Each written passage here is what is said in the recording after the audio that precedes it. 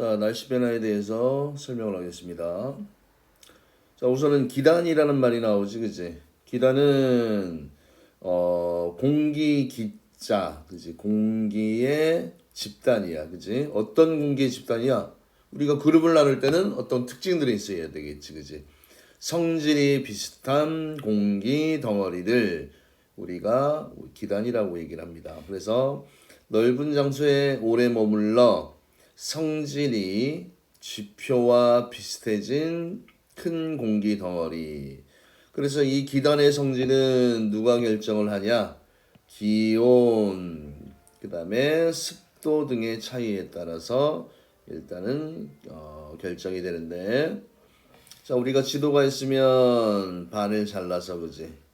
자, 위쪽에, 그지? 고위도 쪽은 주로 어떻다? 한랭, 그지? 한랭. 그 다음에 아래쪽은 주로 온난.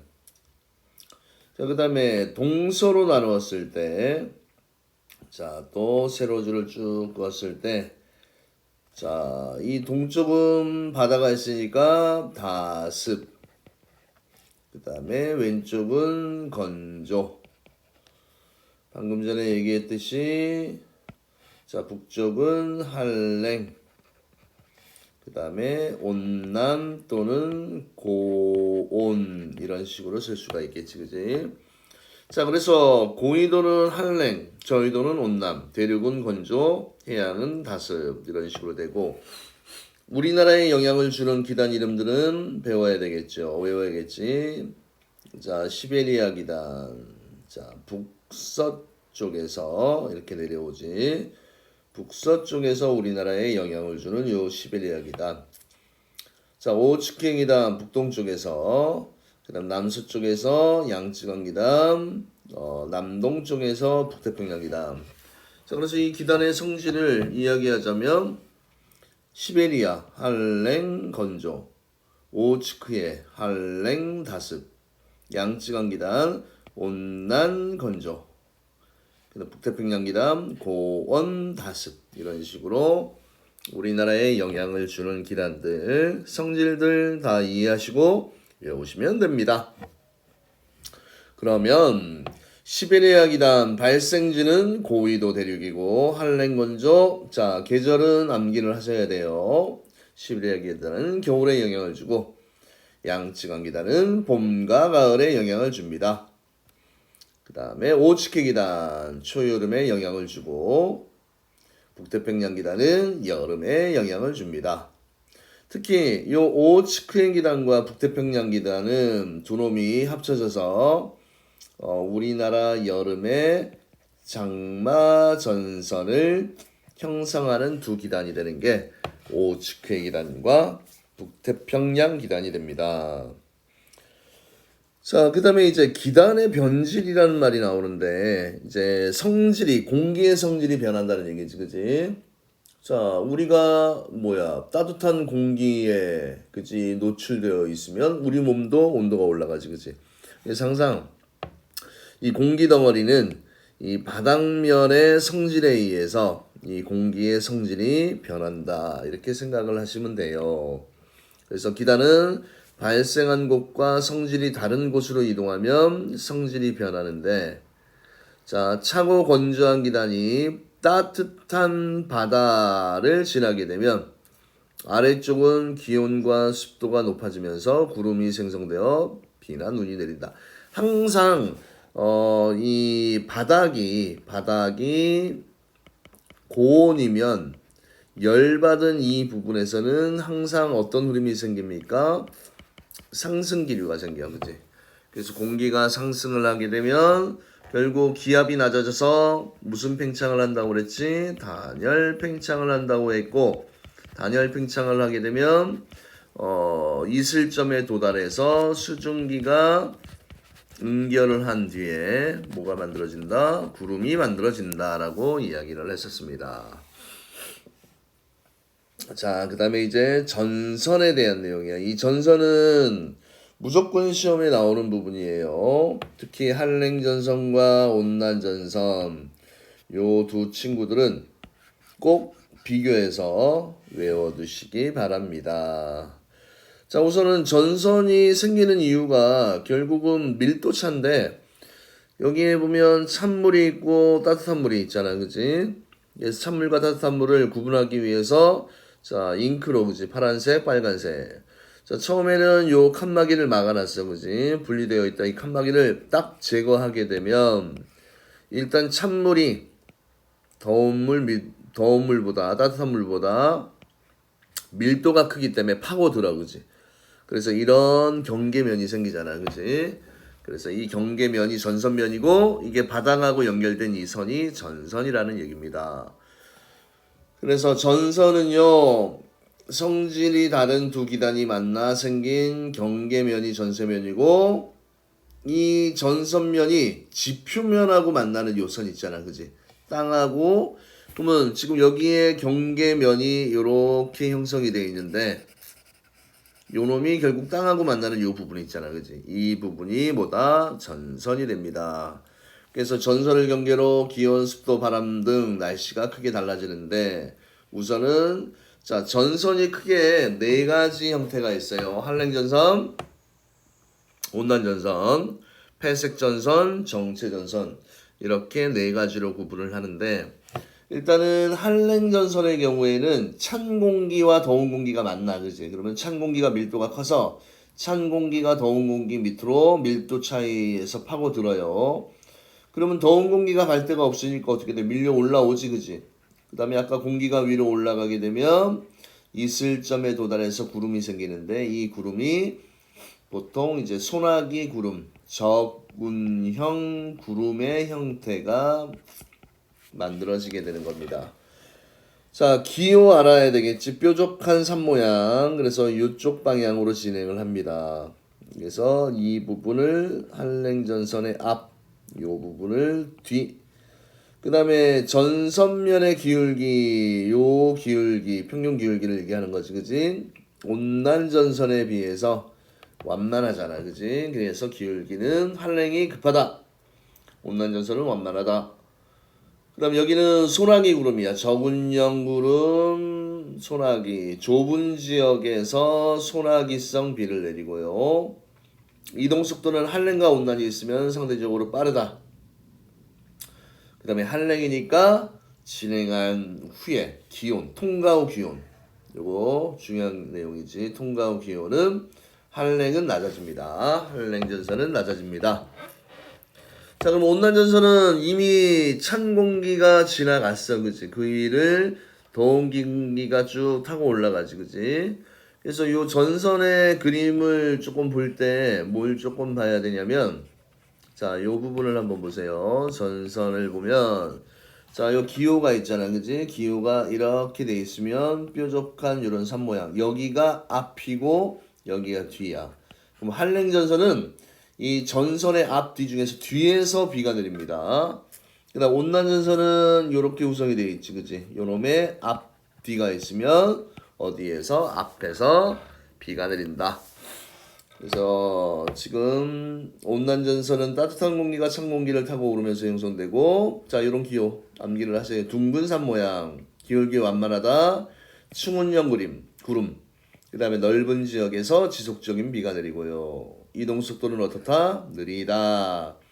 통과 후의 기온은 어떻게 됩니까? 높아집니다. 이렇게 돼 있지. 자, 그래서 한랭전선과 온난전선이 형성된 이후에 자, 누가 빠르다고 그랬지? 한랭전선이 빠르다고 그랬지, 그지? 그래서 한랭전선이 온난전선과 겹쳐지면서 형성되는, 그치? 온난, 한랭, 온난, 한랭 이렇게 돼 있는 게 이게 폐색전선이야. 그래서 결국 이 한랭전선과 온난전선이 생긴 뒤에 수일 내에 이 폐색전선이 생성되면서 이 전선이 소멸이 되는 겁니다. 그래서 한랭전선이 온난전선보다 빠르게 이동, 두 전선이 겹쳐져서 폐색전선을 형성하고 그 다음에 공기의 상하 이동이 없어지면서 강수 형상이 점점 사라지면서 요 폐색전선이 소멸을 합니다. 자, 그래서 폐색전선하고 또 장마전선하고 헷갈리면 안 돼. 자, 장마전선은 그릴 때 기호를 찬 공기가 위에서 아래로 내려오잖아. 그치? 그럼 뾰족한 산 모양이 아래쪽 방향을 향해야 되고, 그 다음 둥근 산 모양이 어느 쪽을 향해야 됩니까? 위쪽을 향하는 이런 형태의 그림이 정체전선이고요. 그 다음에 정체전선에서는 항상 요 윗부분이 있지, 그치? 온난전선 쪽에서 비가 내린다. 요거 잘 기억해둬야 돼요. 그래서 세력이 비슷한 두 기단이 만나서 한 곳에 오래 머물러서 우리나라의 뭐 장마전선을 형성하는 거, 그치? 장마전선을 형성하는 게 이게 정체전선입니다. 그래서 북쪽에 찬 기단과 남쪽에 따뜻하고 습한 북태평양 기단이 만나 형성돼요. 한 곳에 오래 머무르면서 많은 비를 내려 장마전선이라고 이야기를 합니다. 이렇게 되어 있는 거지, 그치? 자, 그래서 이 전선은 한랭전선, 온난전선 독립적으로 시험에 나올 수도 있지만 전체적으로 한랭전선, 온난전선, 폐색전선, 정체전선. 그래서 이 전선 정체전 틀들을 기억하시고 특징들 당연히 시험에 나오는 내용이니까 잘 기억해 두세요. 자, 그러면 개념 속성 문제 봅시다. 넓은 장소에 오래 머물러 성질이 지표와 비슷해진 공기 덩어리를 우리가 뭐라고 얘기했다? 요거를 기단이라고 이야기를 했습니다. 기단. 그 다음에 우리나라 계절에 봄, 가을에 영향을 주는 기단이 양쯔강 기단이고, 초여름에 영향을 주는 기단이 오호츠크해 기단이고, 여름에 영향을 주는 기단이 북태평양 기단이 됩니다. 겨울에 영향을 주는 기단은 시베리아 기단이고요. 그 다음에 성질이 다른 두 기단이 만나서 생긴 경계면을 우리가 뭐라고 얘기하냐면 전선면이라고 얘기를 하고, 전선면과 지표면이 만나는 경계선을 우리가 전선이라고 이야기를 했습니다. 그 다음에 찬 공기가 따뜻한 공기 아래로 파고들면서 형성되는 전선, 이거 무슨 전선이라고 얘기했지? 한랭 전선이라고 얘기했고, 그 다음에 따뜻한 공기가 찬 공기를 타고 오르면서 형성되는 전선을 우리가 온난전선이라고 이야기를 했고, 한랭전선과 온난전선이 겹쳐지면서 형성되는 이 전선을 회색전선이라고 이야기를 했었지. 그 다음에 세력이 비슷한 두 기단이 만나서 형성되는 전선을 우리가 정체 전선이라고 이야기를 했습니다. 자, 기단에 대한 설명으로 옳은 것은 동그라미, 옳지 않은 것은 X로 표시하십시오. 기단은 기온과 습도 등 성질이 지표와 비슷해진 큰 공기 덩어리이다. 맞죠?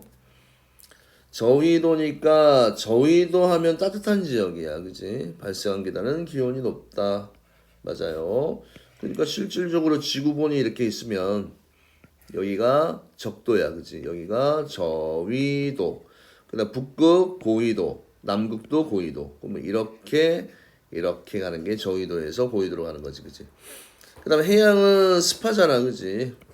건조하다, 틀렸고, 기단의 성질은 바닥이 어떤 성질을 가지느냐에 따라서 변합니다. 그래서 틀렸습니다. 자, 우리나라에 영향을 주는 기단 이름 연습해 볼까요? A는 시베리아 기단, 그 다음에 B는 양쯔강 기단에 해당하고, 그 다음에 C는 오호츠크해 기단에 대한 내용이고, D는 북태평양 기단에 해당합니다. 그 다음에 기단의 성질과 각 기단이 영향을 미치는 계절을 선으로 연결하십시오.